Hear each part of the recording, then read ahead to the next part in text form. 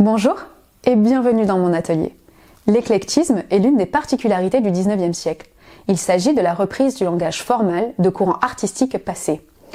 Aujourd'hui, nous allons parler du bijou néo-gothique et tenter de comprendre pourquoi, pendant la seconde révolution industrielle, l'esthétique du Moyen-Âge connaît un engouement sans précédent.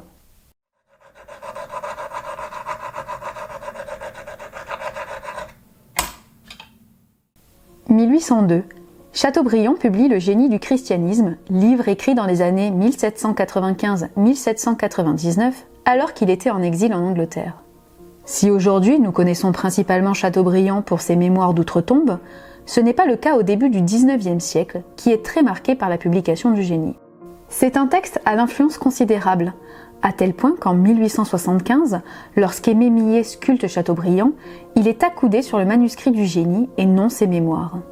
Chateaubriand, dans sa volonté de réhabiliter le culte chrétien mis à mal par la philosophie des Lumières et par la Révolution, le défend par la mise en avant de la proximité dans ce dogme entre religion, poésie et art.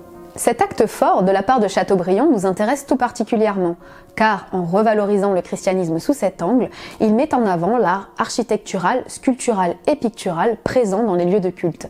Les cathédrales fascinent à nouveau la population française et sortent peu à peu de l'oubli dans lequel elles étaient tombées. Depuis la Renaissance, l'architecture gothique est dévalorisée face à l'architecture antique ou classique. Le terme gothique apparaît d'ailleurs à cette époque, notamment dans les écrits de Vasari, avec une connotation péjorative. Pour lui, les Goths sont les peuples germaniques qui ont mis à sac Rome en 1527. L'art gothique désigne donc l'art des barbares par opposition à l'art romain qui, lui, se réclame de la tradition antique. En effet, force est de constater l'écart qui existe entre ces deux courants artistiques, surtout si l'on compare le gothique flamboyant, le dernier gothique, aux colonnades antiques. Jugée peu claire, surchargée, chaotique, l'architecture des cathédrales ne provoque plus l'ébahissement des croyants et ne correspond plus au goût des esthètes. Ce rejet de l'architecture gothique s'explique par la résurgence de la culture antique à la Renaissance qui vient se placer en opposition à la culture médiévale. Tout à l'heure, je vous ai parlé du gothique flamboyant comme étant le dernier gothique. Je voudrais m'arrêter un peu sur ce point, car cela va nous permettre de préciser ce que l'on désigne par ce terme. Il s'agit d'un courant architectural, sculptural et pictural qui s'étale et évolue sur presque 4 siècles. Il y a donc à l'intérieur différents mouvements sur lesquels nous n'allons pas nous attarder ici car ce n'est pas le sujet. Ce qu'il faut retenir, c'est que l'art gothique succède à l'art romain et a la particularité d'élever et d'ouvrir les édifices religieux à la lumière, notamment par l'apparition de vitraux et de rosaces de plus en plus grandes. Ce qui pouvait parfois se solder par des désastres, car certains chantiers s'effondraient littéralement. L'art des cathédrales est un véritable pied de nez à la gravité.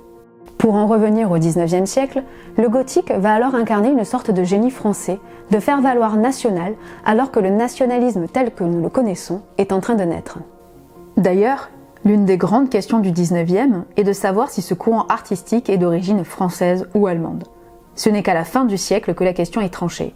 L'origine de l'art gothique est française. Si j'insiste sur ce point, c'est pour vous montrer qu'à ce moment-là de l'histoire, cet art est apprécié autant pour ses qualités esthétiques que pour les valeurs religieuses, sociales et nationales qui lui sont accolées. 1832. Hugo, dans Le sillage de Chateaubriand, publie Notre-Dame de Paris. Véritable best-seller, ce roman fait la place belle à la cathédrale parisienne qu'il décrit longuement. Elle devient aussi représentative du récit que peut l'être le personnage de Quasimodo. Le public se passionne pour l'art gothique et de là naît le néo-gothique.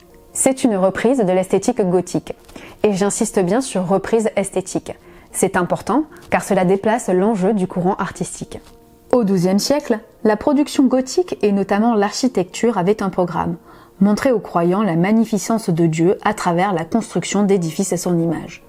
Au XIXe siècle, il n'est plus question de mettre en avant la gloire du Seigneur, mais de montrer un savoir-faire et des techniques nouvelles dues à l'industrialisation. Avant de passer à l'analyse de bijoux proprement dite, je vais d'abord vous présenter l'un des acteurs phares du bijou néo-gothique. Il s'agit de la famille Froment-Meurice, une dynastie d'orfèvres qui commence à la fin du XVIIe siècle et qui s'arrête en 1913. Ici, nous allons nous intéresser à François Désiré, qui va, par la présentation de son travail lors de l'exposition des produits de l'industrie dans les années 1840-1850, agrandir la renommée de sa famille dans toute l'Europe. Pour le dire simplement, François Désiré est le chantre de l'éclectisme en bijoux et en orfèvrerie. Sa production se distingue par une relecture de l'esthétique gothique et renaissante et, parfois, par un joyeux mélange des deux styles. Son but n'est pas de restaurer l'art du Moyen-Âge, mais de proposer des pièces d'orfèvrerie et des bijoux spectaculaires, tant par les matériaux qu'ils présentent que par leur effet visuel.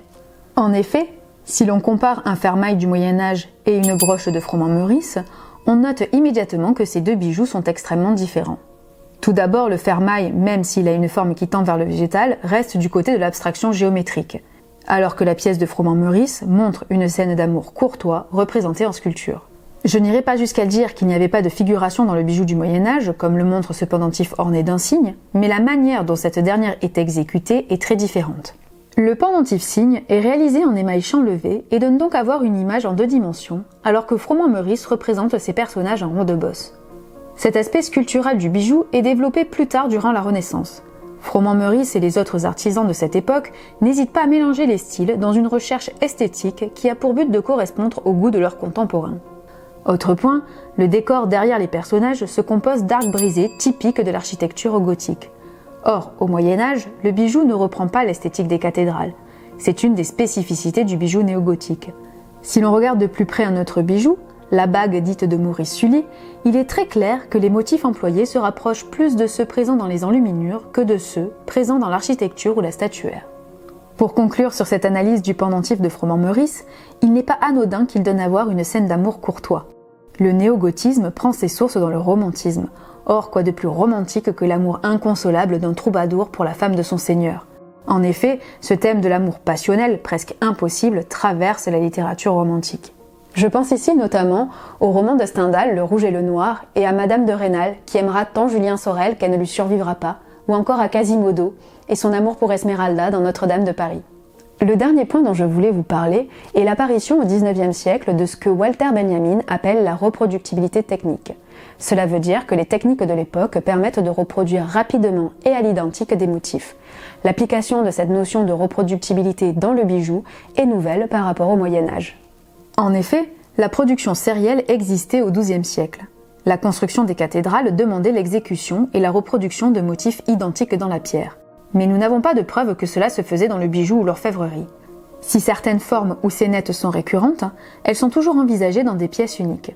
Ce n'est pas le cas de Froment-Meurice. Le XIXe siècle connaît la naissance de la consommation de masse. Froment-Meurice est à cette époque un orfèvre joaillier de réputation européenne. La production de son atelier se doit donc d'être abondante pour répondre à la demande. Or, quoi de plus rapide et de plus économe que de faire des variations autour d'un motif déjà existant? La broche Harmonie en est l'exemple parfait. Comme vous pouvez le voir à l'écran, j'ai trouvé pas moins de 5 variations de ce motif en broche et un réemploi en médaillon central de bracelet. Comme vous avez pu le constater, beaucoup de ces bijoux sont en argent ou en argent doré. Cela leur permet de toucher un plus large public à une époque de reprise économique qui concourt à la formation d'une nouvelle classe sociale, la grande bourgeoisie, composée de nouvelles richesses industrielles. J'en ai fini pour aujourd'hui. J'espère que vous avez passé un agréable moment en ma compagnie. Si c'est le cas, n'hésitez pas à commenter, partager et liker la vidéo, ça m'aide à gagner en visibilité. Je vous remercie de m'avoir écouté, prenez soin de vous et à bientôt!